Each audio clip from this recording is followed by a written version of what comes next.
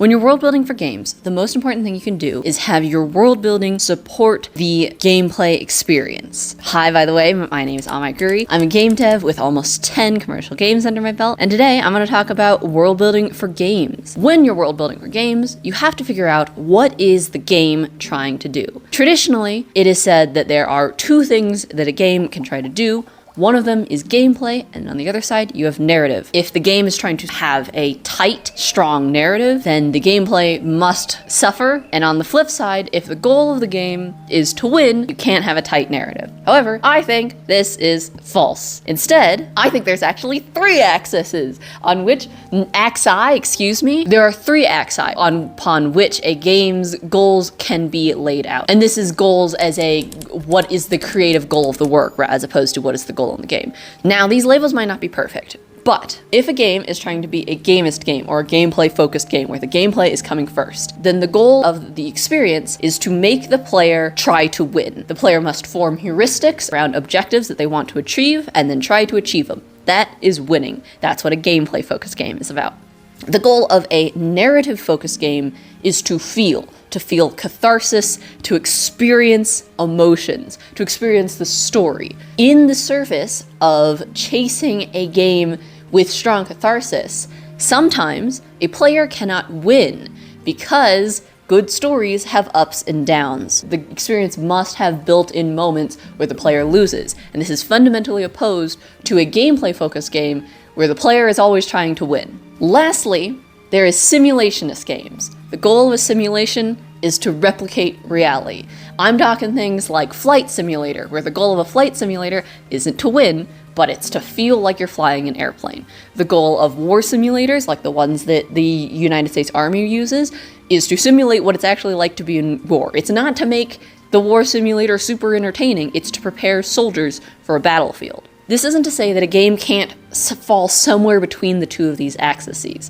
For example, I'm not saying that Hades, a very gameplay-focused game about escaping the underworld, would be better if you stripped out all of the narrative elements, right? Like if he was just a dude and slashing at a guy to a different place to slash more guys, that's not going to be as good as knowing that you're Zagreus trying to stick it to your dad while you escape the underworld, and then also it's kind of about reuniting your family and overcoming generational trauma and stuff. I'm just saying, if you took all of the gameplay out, but kept the same pacing, you would have like 3 lines of dialogue and then hours of not doing anything. Or like, an hour of just sitting there while you watch Zagreus run around. And that would not be very good. So Hades is a very gameplay focused game. But on the flip side, something like Doki Doki Literature Club would just not exist at all as a game if the only thing you did in the entire game was pick the words for your poem and pick the your dialogue choices. Like the game is incomprehensible without the story. As such, the main goal of Doki Doki Literature Club is to make the player feel things as they play that game. Now, you probably are thinking it now about games like Papers, Please, where the story and the gameplay are kind of overlapping. And also, Papers, Please is kind of a simulationist game because it's meant to simulate what it's really like to be in at border security. What I say to that, however, is that even though Papers, Please is kind of at the center of this, there are times when the narrative is sacrificed for the sake of the gameplay continuing. There's times when the simulation is sacrificed so that the narrative can shine. While it does simulate that you get money and then you have to pay for all your family members, you're not going to the store and picking out like every single, am I gonna get this can of noodles or that can of noodles? Or it doesn't simulate that you could just take all your money and throw it on the ground one day, right? Because that wouldn't tell the story they're trying to do, and that would also kind of break the game, right?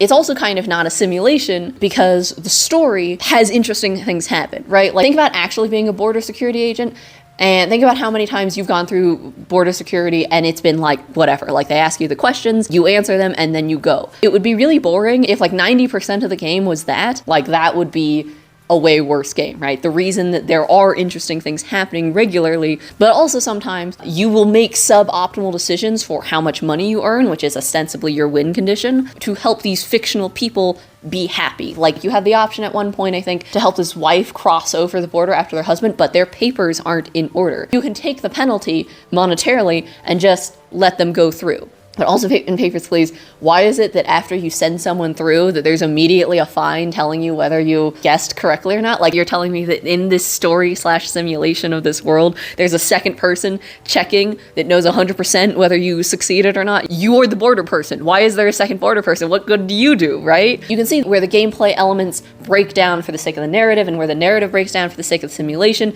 and so on and so forth. My point is that every game falls somewhere in this spectrum. Like, you'll have some games that are really, really in one corner. Chess is kind of simulating a war. It's kind of telling the story of Templars and Muslim people, but like not really. It's mostly about the gameplay. Similarly, while you can find a story in unpacking, unpacking is first and foremost an unpacking simulator with gameplay elements as you move from level to level. If you're world building for a gamist game, the world building primarily needs to convey the rules of otherwise abstract gameplay concepts. Let's use some examples to explain what this means. Imagine, we'll say for now, a very simple game in which you must get from one end of a maze to another. Mazes aren't very interesting games, but this is very easy to use for example. Now, how are you going to tell the player where they can move and where they can't move? You could have the player look at this grid and put X's everywhere the player couldn't move, but an X could also mean treasure or a trap or something else like that. You could write in every square, player can't move here. And now on every square in this grid of this maze, you would have to read can move here, can't move here, can move here, can't move here. But you know what makes more sense than that? A wall. Because in real life, we know that you can't walk through most walls most of the time. As such, it makes the easiest, simplest way to tell players where they can and cannot move is using the real world knowledge of how walls work to guide a player through a maze. Now, obviously, that's a very simple and seemingly obvious example, but as you get to more complicated game mechanics, you need more complicated real-life concepts. For example, if you have a temporarily blocked pathway, in order to convey why the pathway is temporarily blocked, you may use different real-world elements. For example, if the pathway is temporarily blocked until you bring an item to it, the way that you would build the world in a way that would make sense is you would say, that's a lock, and you need to go find a key. However, if it's temporarily blocked by time, maybe that's the tides, the water is being drawn in and out by the tides, and that's why this pathway is blocked until the tide turns. Another example, think about in board games, sometimes there's rules that say you can only turn so much in a given turn. Now that can be a little confusing because like in real life, turning feels like almost instantaneous, right? Like it takes a couple seconds, but like the time it takes to turn is the time it takes to turn. How long is a game turn, right? Like how long does it take to turn my ship in a game? Well, if it's a ship in a ship game, you understand that ships like kind of take a long time to turn. If you want to have turning be a big part of your game, then you can say it's a ship.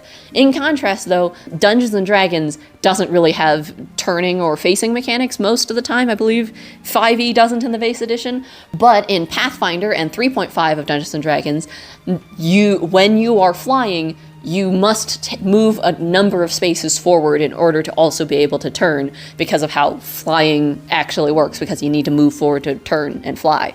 So that's another way that you can use world building concepts to explain gameplay concepts. Or to go even more abstract, imagine I told you, in this game, you now have a condition where every turn you lose 10 victory points. And when you run out of victory points, you lose the game. That's a little confusing, right? Like, it's like victory points, it's kind of abstract.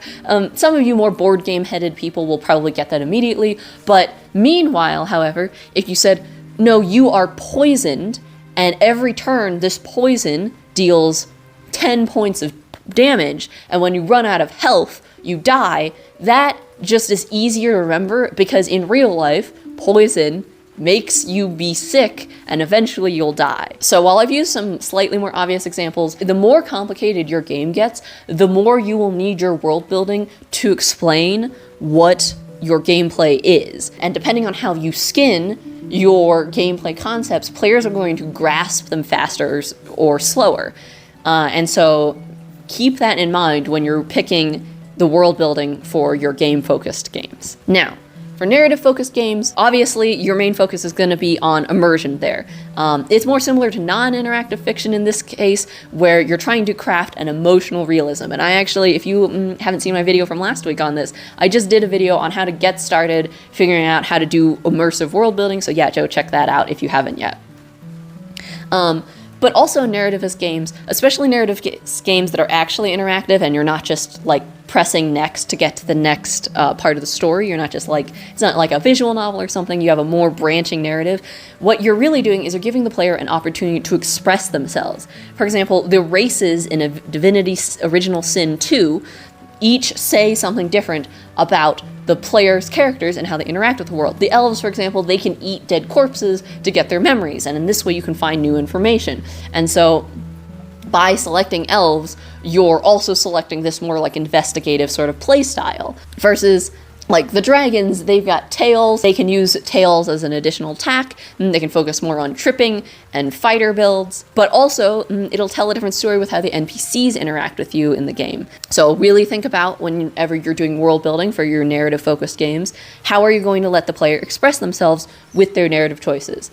Another really classic example of this, of how players express themselves in narrativist games, who is the player going to date in The Witcher 3, or any dating sim for that matter, but Witcher 3 is really great because Geralt is a set character, and his whole like internal struggle is trying to figure out, does he want to be the person that he already is, or does he want to try to be a better person? Like, Geralt is a very cynical person who kind of believes that the world is bad, and Yennefer really represents that sort of more cynical side of him. She represents the past, she represents like the kind of, free spirit that he is. In contrast, though, Triss is really soft and gentle, and she like wants to make the world a better place. She's like a freedom fighter in this game, and so picking between them, well, firstly, you can't pick both because then they'll both just be pissed at you. But so picking between them says a lot about how you interpret Geralt as a player and how you relate to Geralt as a player.